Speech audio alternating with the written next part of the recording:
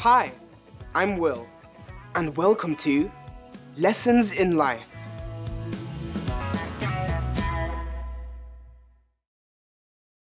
Someone asked me the other day, Will, how did you first get into vlogging? Were you always such a big show-off? Well, I had to stop and think about that. The answer to their second question was easy though. No, I haven't always been a show-off. In fact, 3 years ago, I was quite shy, and I really only had one hobby. I was a bird watcher. Not very fashionable for a 13-year-old, I know. And that's probably why I didn't have so many friends. But I loved bird watching, and I spent all my free time out in the countryside with my binoculars. My parents were actually a bit worried and wanted to know why I didn't want to stay in and play computer games like the other kids my age. I did have one good mate, my Uncle Jack. He was the one who got me into bird watching, and he often took me out with him. He liked to take photos, and one day he let me have a go with his camera. Well, that was it. From then, photography became my new obsession.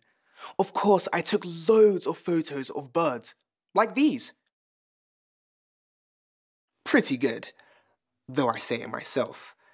And I also got into taking photos of all sorts of other things. People and places.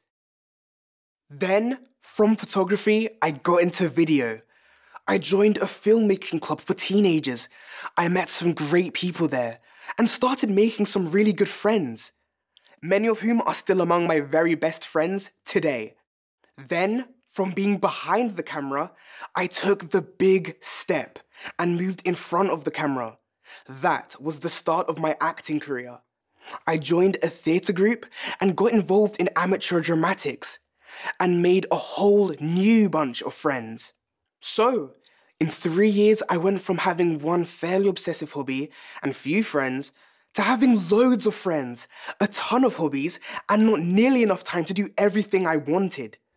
And that's when I hit on the idea of starting my vlog.